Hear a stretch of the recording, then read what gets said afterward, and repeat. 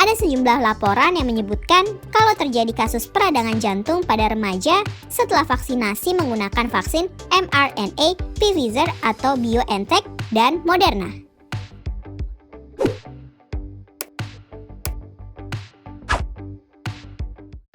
Kids, hingga kini kasus COVID-19 masih harus menjadi perhatian khusus dari seluruh kalangan hingga dunia. Walaupun gak sebanyak kasus orang dewasa, namun kasus infeksi COVID-19 pada anak-anak cukup banyak. Selain bisa tertular, anak-anak juga bisa menularkan kepada orang lain. Maka protokol kesehatan harus dijalankan dengan benar dan disiplin. Gak cuma itu kids, setiap orang juga harus tahu berbagai informasi tentang COVID-19 pada anak-anak. Berikut ini beberapa fakta tentang COVID-19 pada anak-anak berdasarkan Harvard Health Publishing. Sebelum kita lanjut videonya, jangan lupa klik tombol subscribe dan tombol loncengnya ya. Vaksin untuk anak-anak. Ada kabar baik nih, pada 10 Mei 2021, Food and Drugs Administration atau FDA memperluas penggunaan vaksin darurat Pfizer atau BioNTech COVID-19 pada remaja berusia 12 hingga 15 tahun. Setelah sebelumnya, vaksin ini hanya boleh diberikan pada anak-anak berusia 16 tahun ke atas. Untuk saat ini, vaksin Pfizer merupakan satu-satunya vaksin COVID-19 di Amerika Serikat yang bisa diberikan kepada anak-anak di bawah 18 tahun. Efek samping dari vaksin ini hampir sama dengan yang akan diterima orang dewasa, yakni kelelahan, sakit kepala, demam, dan nyeri sendi. Komplikasi COVID-19 pada anak. Komplikasi COVID-19 yang mungkin menyerang anak-anak seperti sindrom inflamasi multisistem pada anak-anak. Kondisi ini bisa mengancam fungsi organ tubuh yang penting. Gejala yang ditimbulkan diantaranya ruam, mata merah, sakit perut, muntah, diare, kelenjar getah bening membengkak, sakit leher, bibir merah pecah-pecah, lidah lebih merah, tangan atau kaki bengkak, mudah mengantuk. Anak-anak bisa menularkan COVID-19. Penelitian awal, anak-anak memang gak dapat menularkan COVID-19. Namun, penelitian terbaru menunjukkan bahwa anak-anak dapat menularkan COVID-19 dan anak-anak yang terinfeksi memiliki virus corona dalam saluran pernafasan bagian atas sebanyak pada orang dewasa. Namun, dari banyak kasus pada anak-anak, gejala yang dirasakan gak lebih parah dari orang dewasa. Waktu yang tepat untuk mengunjungi dokter. Bagi orang tua yang merasa khawatir dengan kondisi kesehatan anak-anak di masa pandemi, masih bisa melakukan konsultasi secara daring.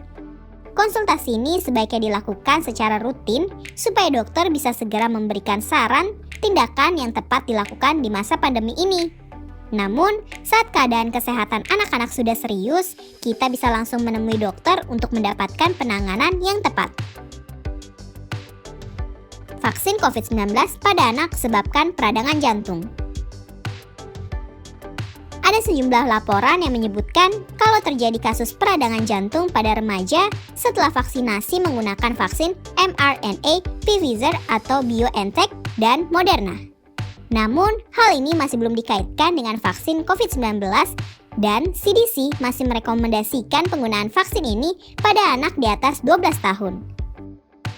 Miokarditis atau radang otot jantung dan perikarditis atau radang lapisan luar jantung setelah vaksinasi paling banyak terjadi pada laki-laki berusia 16 tahun hingga 24 tahun. Kasus ini biasanya terjadi beberapa hari setelah pemberian dosis vaksin mRNA yang kedua. Tapi perlu kita ketahui bahwa banyak anak berusia 0-17 tahun telah meninggal akibat COVID-19. Nggak cuma itu kids, sekarang masih banyak anak yang memerlukan perawatan khusus di rumah sakit. Hal inilah yang membuat CDC tetap merekomendasikan semua anak berusia di atas 12 tahun untuk tetap mendapatkan vaksin. Nah kids, itulah beberapa fakta tentang COVID-19 pada anak-anak. Kunci utama dari pandemi adalah protokol kesehatan yang harus dipatuhi dengan ketat. Supaya semakin tahu, sekarang kita cari tahu yuk bagaimana cara mencegah COVID-19 dengan baik. Indonesia masih menghadapi pandemi virus corona. Bahkan kasusnya semakin meningkat. Banyak orang masih belum tahu ciri-ciri tubuh terkena COVID-19 beserta gejalanya. Untuk mendeteksi secara dini, ada beberapa ciri-ciri COVID-19 saat terkena oleh tubuh dan bagaimana cara mencegahnya. Hal tersebut sangat penting diketahui agar kita bisa mendeteksinya sejak awal. Saat pertama kali virus corona muncul, gejala yang dialami penderitanya diantaranya adalah demam, batuk, dan sesak napas. Sekarang ditemukan sejumlah gejala baru yang penting untuk diketahui. Gejala-gejala terinfeksi virus corona umumnya muncul pada periode masa inkubasi sekitar 2-14 hari setelah terpapar. Dilansir dari alodokter.com, inilah gejala awal infeksi virus corona atau COVID-19. Secara umum, ada 3 gejala umum yang bisa menandakan seseorang terinfeksi virus corona, yaitu demam, suhu tubuh di atas 38 derajat Celcius, lalu batuk kering, dan sesak napas. Ada beberapa gejala lain yang juga bisa muncul pada infeksi virus corona, meskipun lebih jarang, yaitu diare, sakit kepala, konjungtivitas, hilangnya kemampuan mengecap rasa atau mencium bau, dan ruam di kulit. Gejala-gejala COVID-19 ini umumnya muncul dalam waktu 2 hari sampai 2 minggu setelah penderita terpapar virus corona.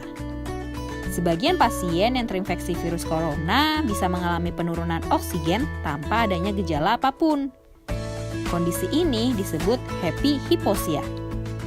Untuk memastikan apakah gejala tersebut berasal dari virus corona, kamu perlu melakukan rapid test atau PCR.